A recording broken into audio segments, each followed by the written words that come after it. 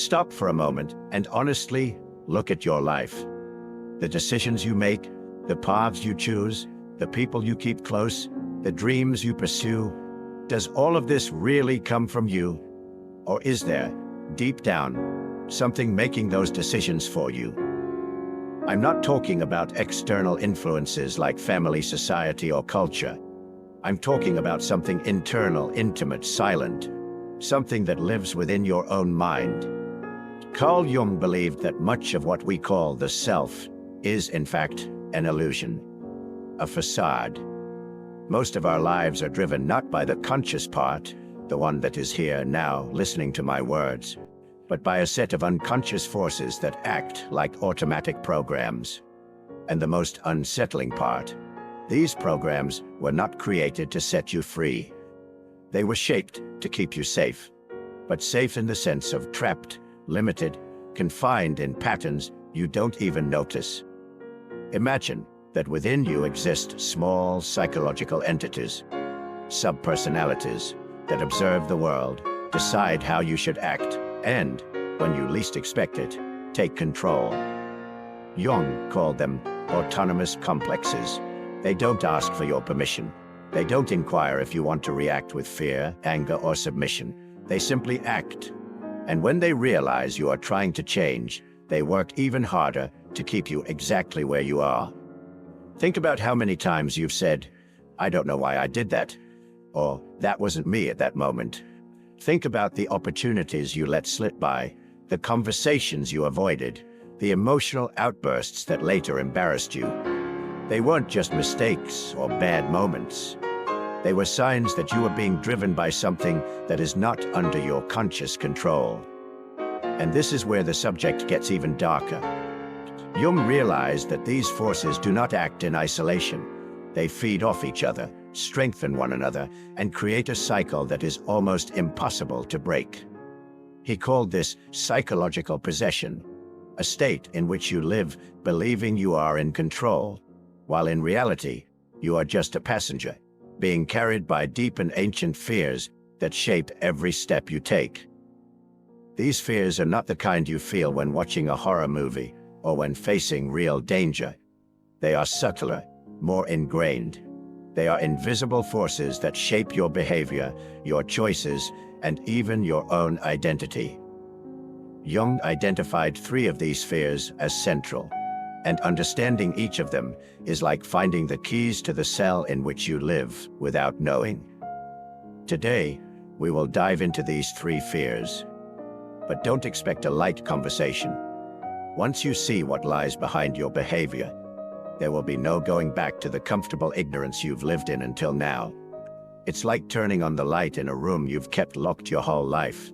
You may not like what you find, but you can no longer pretend it's not there.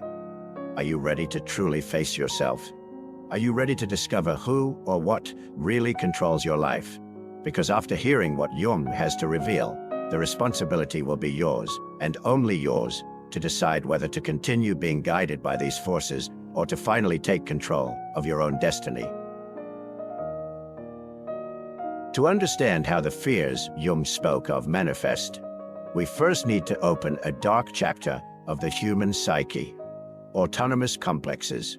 This term may sound technical, but what it represents is something you have already felt in your skin, perhaps even yesterday without realizing it. Complexes are like little personalities within you. They are not poetic metaphors. They are complete psychological systems, formed by memories, emotions, images, and impulses that revolve around a core charged with affection. And when this core is activated, it not only influences, it takes command. Jung observed that a complex can arise from significant experiences, traumas, humiliations, rejections, unfulfilled desires, and once created, it takes on a life of its own. Think of them as islands, independent in the ocean of your mind, each with its own laws, language, and way of reacting. Your main personality may be calm, rational, balanced. But when a complex is triggered, that self is temporarily replaced by an other that reacts completely differently. And here's the most unsettling part. You don't realize when this happens. An innocent comment from someone can trigger a complex related to rejection, and suddenly you feel hurt, withdrawn, ready to attack or flee. A situation that reminds you of an old failure can awaken the complex of fear of not being good enough, and without thinking, you back away from an opportunity. It's as if there are secret buttons scattered throughout your life, and anyone who knows, even unintentionally, where to press can manipulate your reactions. Jung said that complexes are not necessarily enemies.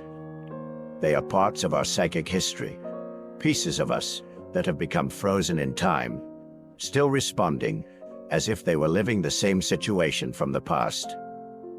But the problem is that without awareness of them, you have no choice.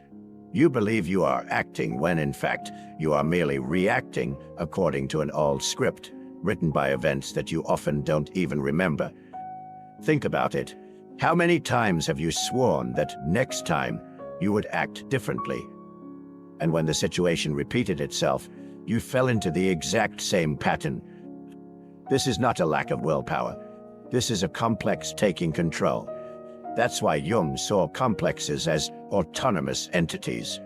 They don't need your permission. They don't care about your plans. And they completely ignore the consequences. They just want to express themselves. The good news, and also the great challenge, is that these complexes can be recognized and with effort, integrated into consciousness. But this requires the courage to closely observe moments when you are not you, and to ask, who was in control just now? And it is exactly at this point that we love to talk about it in the next part. If this content is making sense to you, click the subscribe button and subscribe to the channel. Thank you for your support. Among all the fears that Jung identified, this may be the most treacherous, because it does not present itself as fear. It disguises itself as prudence, common sense, as it's not the right time, as it's better not to take risks now. It is the unconscious fear of becoming who you really are. Jung called this process individuation, the path of discovering and living according to your true essence, the self. And he claimed that few people had the courage to follow it to the end. The resistance to individuation is like an invisible barrier built within you from an early age. Since childhood, you have been conditioned to fit in. Be good. Be polite. Don't draw too much attention. Don't speak loudly. Don't show vulnerability. Follow what everyone else does. Society, family, school, all contribute to shaping an acceptable, predictable, and safe identity. But safe for whom? Safe for the system, not for your soul. When you start taking steps toward individuation, whether changing careers, breaking off a toxic relationship, saying no where you once said yes, something within you awakens. It is a subtle, yet profound panic. It's as if your own psyche screams, "Go back! You are straying from the safe territory." And here lies the trap. The safe is actually the territory where you live repeating old patterns, even if they slowly destroy you. Jung observed that most people prefer to live in the illusory comfort of collective conformity than to face the existential loneliness of being truly unique. Because taking control of your own life means giving up excuses. It means no longer being able to blame others, luck, fate, or circumstances. It is to take, before yourself, total responsibility for your own existence. And this weight, this absolute freedom, is unbearable for many. Have you noticed how much easier it is to follow a ready-made script than to write your own? It is easier to choose a safe career than to risk something you love. It is easier to maintain superficial friendships than to open up to deep and therefore risky connections. It is easier to identify with the group, whatever it may be, than to face the possibility of being rejected by everyone. The resistance to individuation feeds on this preference for the less threatening path. But the price is high. Each time you yield to this resistance, you drift further away from yourself. Your life becomes a poorly interpreted role, a character you play so well that sometimes you forget it is an act. On the outside, everything seems normal. On the inside, something dies a little more each day. And here is the cruelest part. This resistance does not work alone. It walks hand in hand with another powerful force that Jung described, an armor we wear to survive in the world, but which also becomes a prison. In the next chapter, we will explore this armor, the persona, and the deep fear that makes us live hidden behind it. To survive in the world, we all learn, from a very early age, to wear masks. These masks, which Jung called persona, are not necessarily lies. They are versions of ourselves shaped to meet social expectations. They are the self we show at work, the self we show to family, the self we show to friends, and even the self we show to ourselves when we look in the mirror. The persona is useful. It is like a social garment that protects us from direct judgment, helping us navigate situations where being completely authentic could lead to rejection or conflict. But this utility comes at a very high price. Over time, we begin to confuse the mask with the face. We forget where the performance ends and the essence begins. The problem is that the persona is not just a tool, it becomes a prison. Imagine living so long playing a role that one day you can no longer remember who you are outside of it. The fear of being rejected, criticized, or isolated makes us keep the mask glued to our face, even when it suffocates. We start to avoid situations where our true nature might slip through the cracks. We choose words that won't disturb, opinions that won't divide, behaviors that won't attract questioning looks. And deep down, we know we are betraying ourselves. There are moments when the shadow, all that we reject and hide, tries to emerge, asking for space to exist. But the persona, trained for years, quickly pushes it back into the dark. After all, showing the true self is risky. It means exposing oneself, allowing others to see our vulnerabilities, our contradictions, our complete humanity. And for those who have lived a lifetime relying on external acceptance, this risk is almost intolerable. Jung said that the danger of the persona is precisely this. When we identify too much with it, we lose the ability to differentiate what is real from what is performance. We begin to live in a way that maintains the image we created, even if it kills us inside. It's like living in a luxurious cell, beautiful, comfortable, but locked. And here lies the final trap. The more we cling to the persona, the further we drift from the self, and the more we feed the other two fears we have already explored. Because the persona, at its core, is an ally of the resistance to individuation and of autonomous complexes. It keeps the theater running so that the audience never sees the truth. But behind all this mechanism, there is something even more unsettling.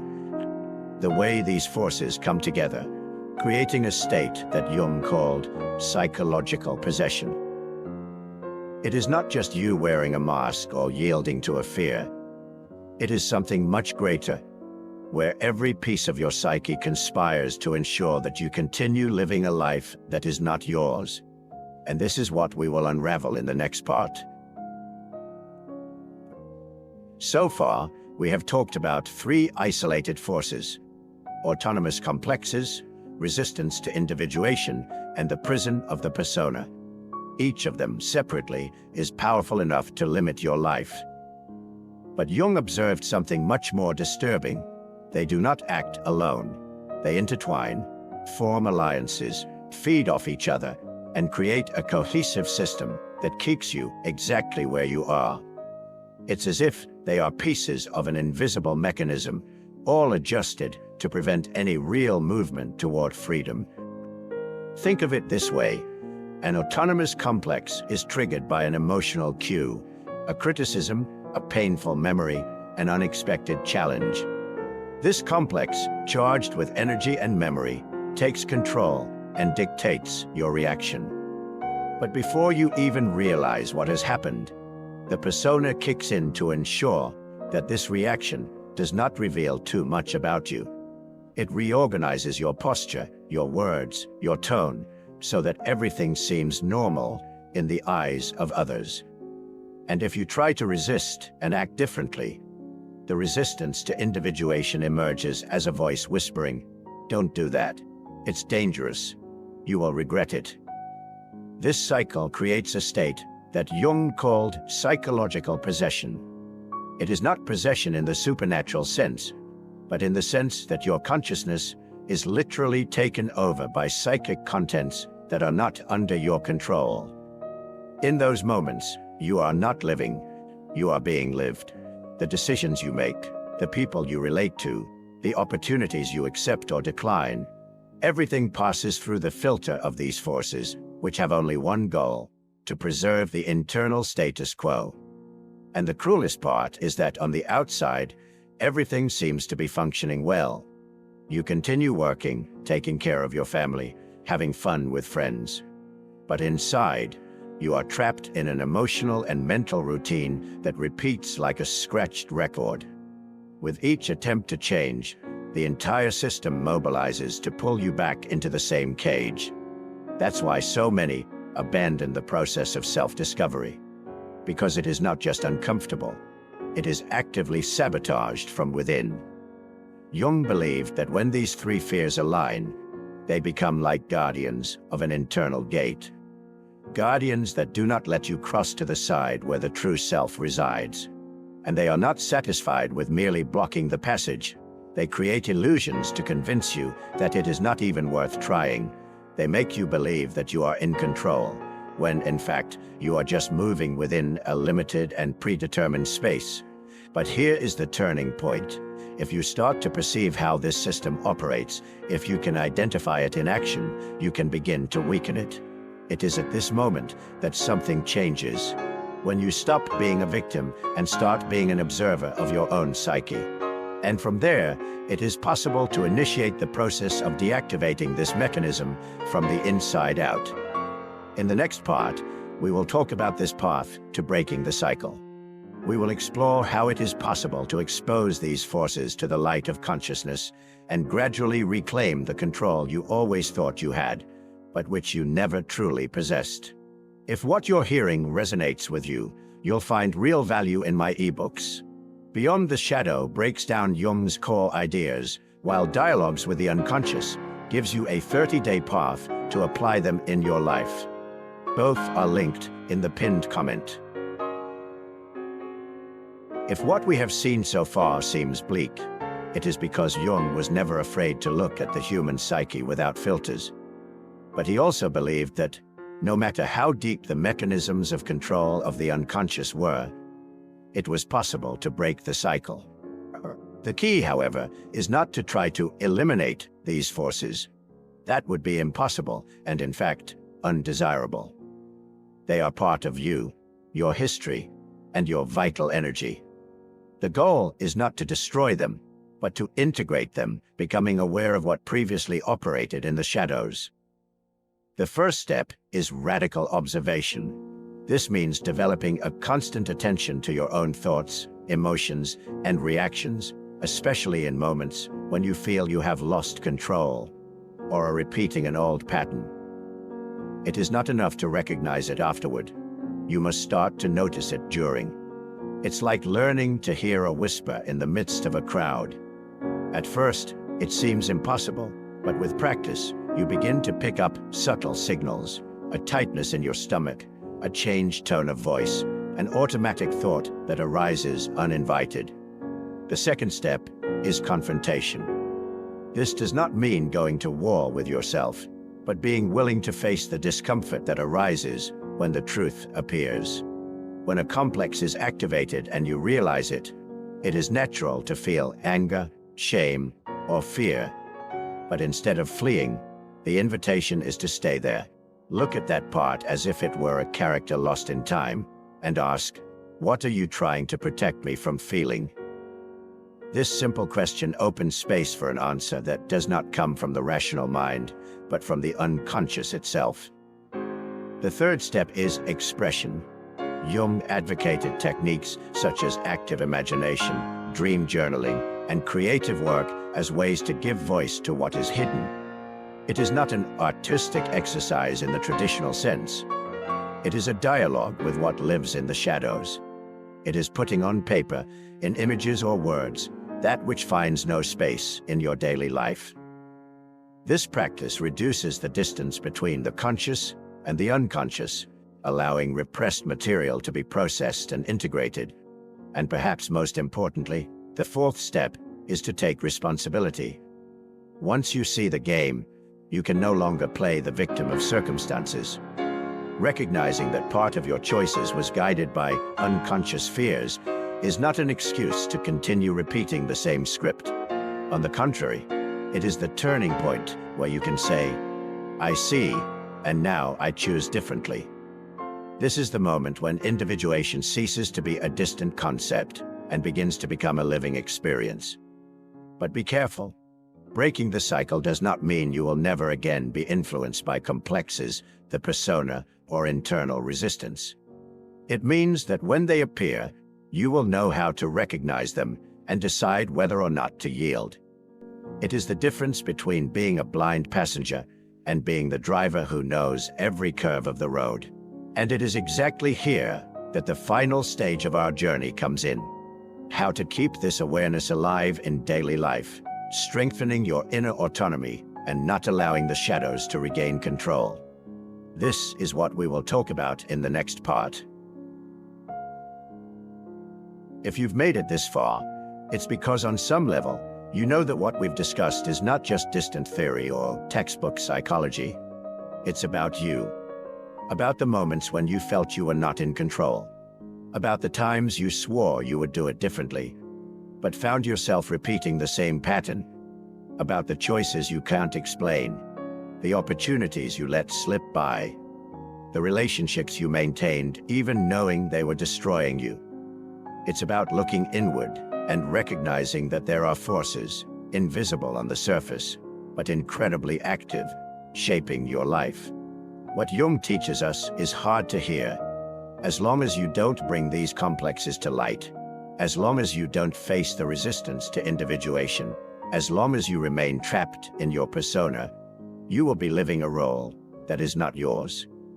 It may be a convincing role, even comfortable, but it is, at its core, a prison. And every day that passes without confronting this is another day yielding space for those forces to make choices for you. But there is something that no one can take away from you: the capacity for awareness. From the moment you start to see the mechanism, it no longer operates in the same way. It's as if, by turning on a light in the basement, the figures that once seemed like enormous monsters begin to reveal themselves for what they really are. Parts of you that got stuck in time, that need to be integrated, not denied. And this journey is not for the weak. It requires courage to face discomfort, discipline to sustain observation, and above all, the will to become whole, even if that means destroying the image you have built of yourself up to now. Now I want you to do something. Before you leave this video, stop and reflect. Which of the three forces we explored resonates most with your life at this moment? Is it a complex that dominates you without you realizing it? Is it the silent resistance that prevents you from following a more authentic path?